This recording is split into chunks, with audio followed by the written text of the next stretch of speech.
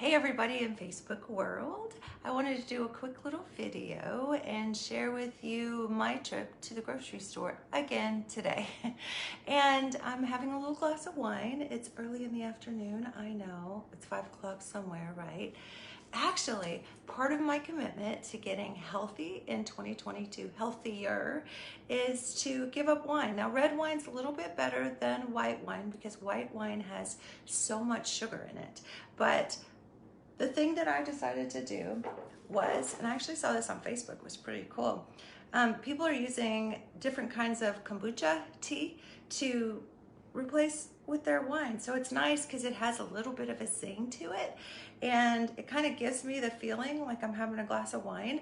And it's not really a buzz, but it kind of just kind of lights up your brain that way.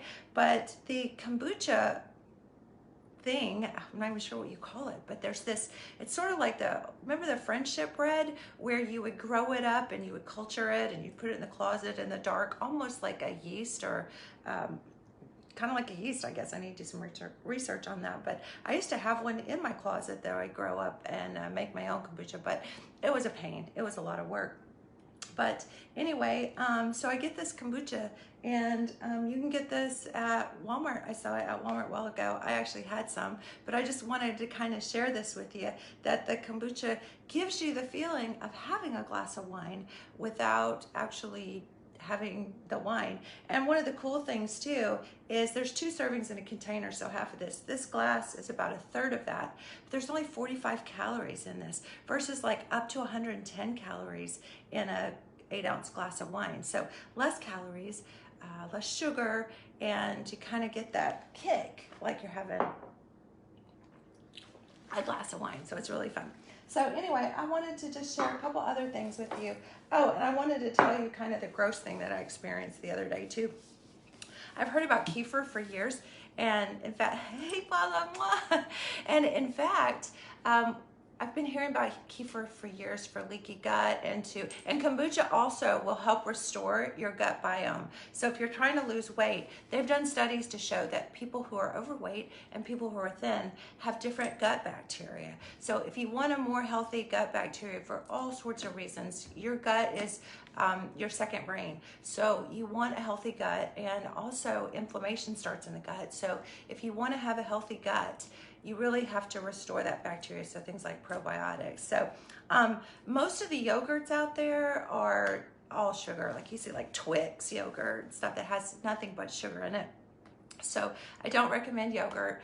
I guess there are some plain Greek yogurts, but unless you put fruit in it, they're kind of gross. But anyway, so I've heard about kefir. I've never tried it. And in fact, when I was in Whole Foods, there was a lady sort of in the milk section, and I asked her, I'm like, what is kefir? Where do you get it? I had no idea. And so anyway, it was actually in the milk section there. And I will tell you, I would love to tell you that it tastes really good and I can put it in my smoothies, but it's disgusting. But the good news is it is a flavor that will grow on you. So anyway, what I do is I make my protein shake in the morning. I put my green powder in there so I get my veggies. And then I use just a little bit with my rice milk. You can also use almond milk or anything else. But I dilute it down. So I'm gonna work my way up to acquiring that taste because I know it's healthy for me. It's not a lot of calories, which is good, and it's not a lot of sugar. So hopefully this will be an alternative to my rice milk, or maybe I'll split half and half or something like that and get my live and active probiotics as well as the probiotics that I take too. Okay, so, and a lot of this stuff is in no particular order, but what do you buy? So I actually, on my way home, was thinking, we've gone through all our veggies and stuff pretty much. We've got a lot of fresh blackberries that we got from Sam's the other day, but I was like, what am I gonna have for snacks? And it's getting to be the weekend now. So I thought, I don't even know what to go in there to get for snacks. So I thought, I'm just gonna go on a little leap of faith, and I'm gonna go in the neighborhood market, and I'm just gonna kind of let my spirit guide me, what I was gonna get. So again, in no particular order, we did get Brussels sprouts the other day, And I'm not a big Brussels sprouts fan, I will tell you, but my friend Renee made me Brussels sprouts a few years ago, and she just put them on a pan with olive oil, cut them in half, salt and pepper. It was absolutely amazing, and they kind of get a little crunchy, and they get a little bit of zesty kind of flavor to them. Just salt and pepper and olive oil, and you can use sea salt. I don't like table salt because it's just a little hard for blood pressure. And the thing about sea salt is that it has magnesium and potassium and all those other minerals that balance out the sodium chloride. So always recommend sea salt. But these are absolutely delicious. And like last night, I wasn't sure. We had made some bacon wrapped chicken, and I wasn't sure, you know, what to fix with it. So what I did was, and I used them up last night, but I just got this veggie mix, and everything's about time, and we're busy, and you know, I'm rushing home today, and I'm like, what am I gonna do? What are we gonna have? So the nice thing about these veggies is they're really good just to get some ranch dressing and just rinse them off really good, because you never know what pesticides and stuff is on your veggies. But you can just dip these straight, and my son likes to do that, and you get that kind of little crunch, so it's a little better than, you know, having potato chips or something like that. And so what else we got here? Actually, a friend of ours taught us that you could eat whole corn. This isn't husked. I looked for ones in the husk, but you just dehusk it, and you can eat whole corn cold, and it has a lot of vitamins and nutrients and things like that in it as well. But who knew you could eat corn cold, and it's sweet and it tastes like a snack, so that's cool. I also, when I was in there, I saw these kebab veggies. Totally delicious stuff, and you don't necessarily even have to have like steak kebabs or anything like that. I'm just thinking I'm going to do the same thing that I do with all my other veggies, and you know, you can take these veggies and just salt and pepper them and put them on the top shelf in your oven, and about 425 in like 15 minutes you have like really good veggies that taste really yummy. So I'm going to do that with these too. Okay, and these are in no particular order, but I love squash, so sliced squash, same thing, salt, pepper, olive oil, top rack, delicious. And then I got some carrots to have a little bit more because I just love roasted carrots. They are delicious. Okay, and then I've been really conscientious about reading labels, and so one of my goals this year is to try not to eat anything with more than 5 ingredients in it. So I found this applesauce. So I'm reading the label, and I thought, you know, this is a packaged applesauce. I'm not feeling good like there's going to be less than 5 ingredients. And there is some water. It actually has some vitamin C fortified back in it, and apples, and it does have some high fructose corn syrup. And the good thing though is it's only 90 calories in a cup. And again, I'm not about counting calories. This whole talk is just about healthier foods, less ingredients, more whole foods, eating from more of the out perimeter of the store, because the closer you get to the inner part of the grocery store, the more preservatives you're going to get to. So I'm trying to shop and not even let myself go in the inner parts of the grocery store. But, you know, and it's interesting, everyone's scared of high fructose corn syrup, but really fructose is only about 5% different than glucose. So it's just that they put high fructose corn syrup in everything. So you do have to be careful about sugar content, but not so much the high fructose corn syrup. I mean, it's just that they use a lot of it just because it's super cheap.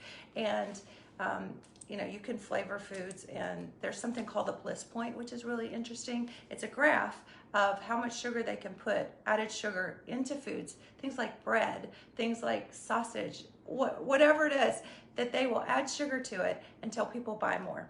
So they know, doing all this research, and the food scientists and the food marketers know exactly how much sugar will light your brain up and make you want to eat more and buy more, of course. Okay, so, and I also did get some mandarin oranges again. These are just straight mandarin oranges, so that's good.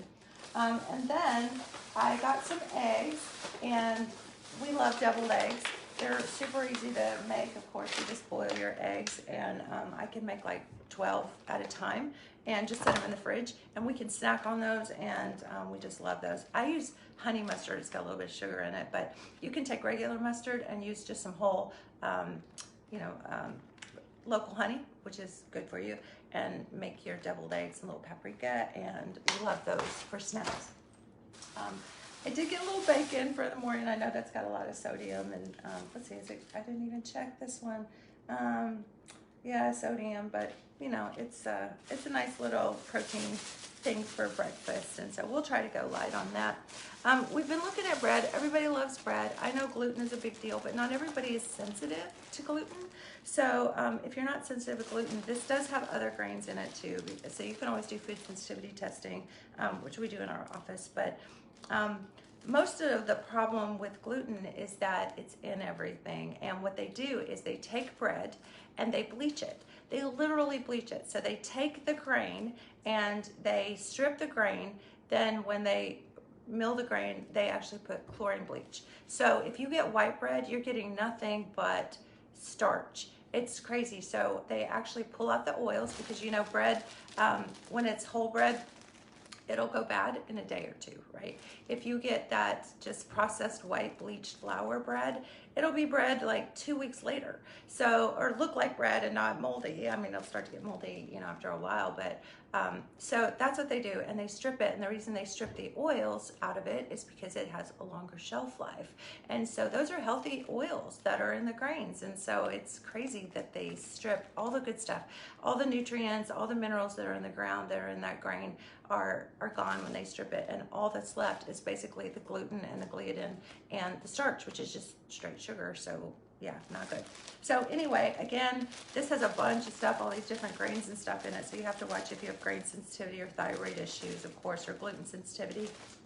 But again, there was a lot of ingredients because there's so many different grains and seeds and stuff in it. But all of them were whole wheat flour and just, you know, good stuff in there. So there was nothing processed or fake or anything. Oh, hi, Miss BB.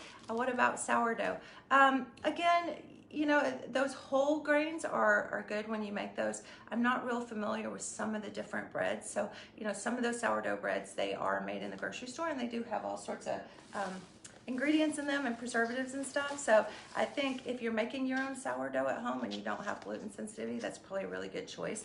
A lot of people have those bread machines, just dump stuff in and make their bread. So if you know what's in it, I think that's a good thing.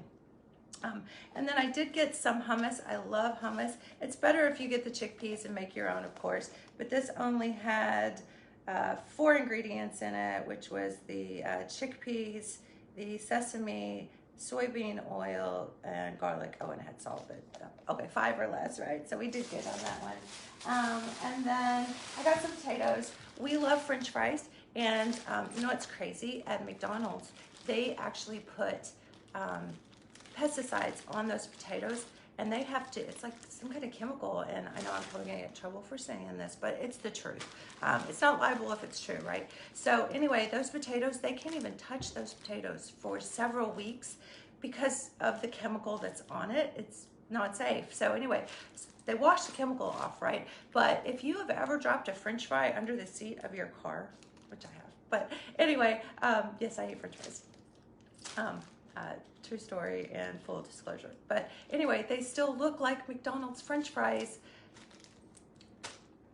a year later. I mean, you know, there's got to be something to that. So just crazy. So we like to quarter these, slice them thin, and you can do the same thing I do with my veggies. Top shelf, 425 in the oven, salt and pepper, olive oil, and you've got a healthy alternative to French fries.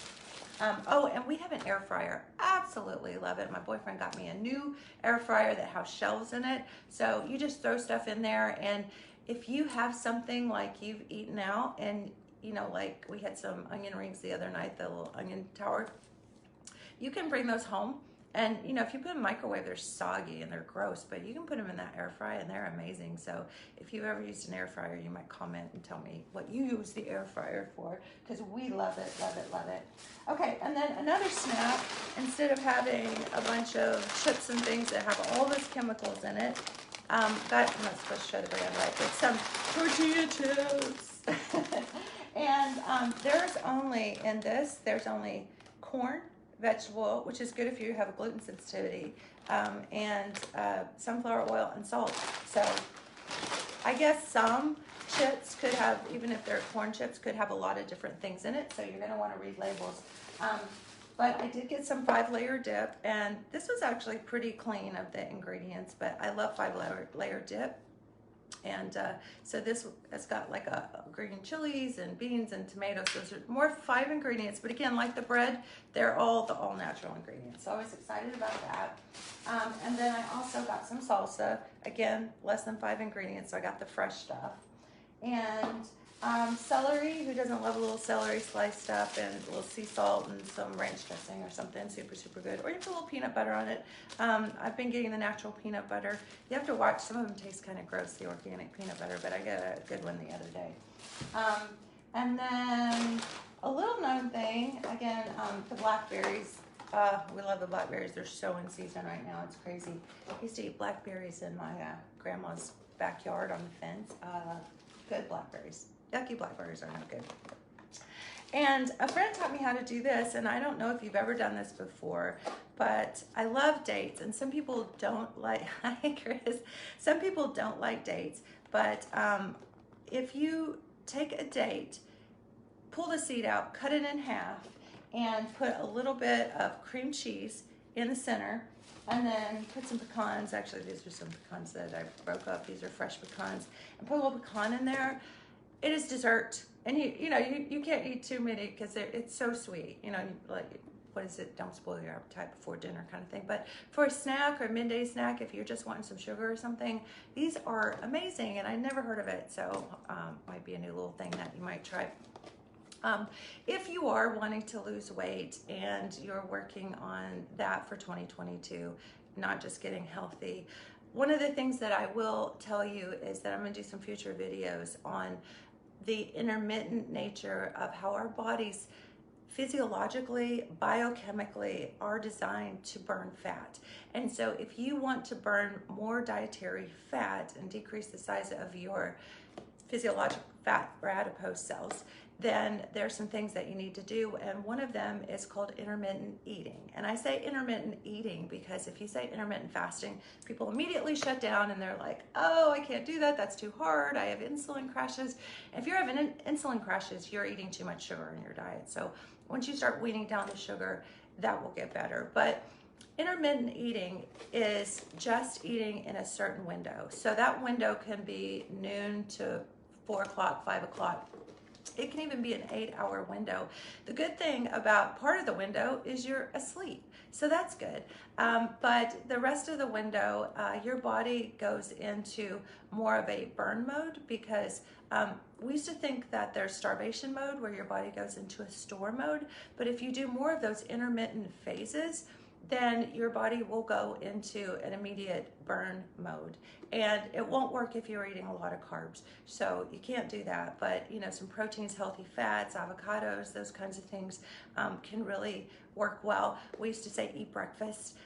That's not really true. I mean, there's so many myths in weight loss that don't fit biochemistry. I'm not saying they don't work for some people, but I'm saying if you really want to burn the chemistry of taking food, processing that and using it as fuel, that intermittent time during a day really makes sense. Just common sense with the way physiology works. So I always try to be that, you know, nerdy science girl. And the other thing, I'm not talking about exercise, but if you want to lose weight, you're going to have to do some sort of movement. And the best way to work with your insulin hormones is to, hi baby, I see Andy on there. The best way to work with your hormones is to do the intermittent type exercise. And so whatever that is, if you're walking, do some, you know, some faster paces and slower paces. And we've got my son walking now, so hurry home because we gotta walk, baby. But we're walking 3 times a week, and if you do that intermittent exercise, you only have to do it 3 times a week because it will continue to burn for you for up to 48 hours. So if you do it right, you can do it in a really short time span, and you don't have to invest that much time. You just have to invest a lot of energy to do it. So anyway, I also have an elliptical, and I have a few things in my a little micro home gym. It's not a lot of stuff, but I'll do a video sometime about what I do with that. But I wish you a super healthy new year. My last little plug, of course, is if you are trying to lose weight, my Carb Melt company. I put this supplement together, and it's all hormone related. When people hear hormones, they think estrogen and they shut down. There's so many hormones in your body. There's cortisol, there's all sorts of adrenal hormones, thyroid, the things that you need to actually burn fat, burn sugar, to burn fuels. So I like to make things a little bit easy, so my last little plug, carbmelt.com. But anyway, hope you all have a fabulous 2022. Really start thinking baby steps, just baby steps. Maybe it's a trip to the grocery store, and challenge yourself to 5 or less ingredients, and challenge yourself to stay away from the middle part of the store. Stay on the perimeter where the fresh stuff is, because you know they stick the processed stuff in the center because it'll last longer, and they can hide it in the center. So stay out of there if you can. All right, love you guys. See you later. Bye.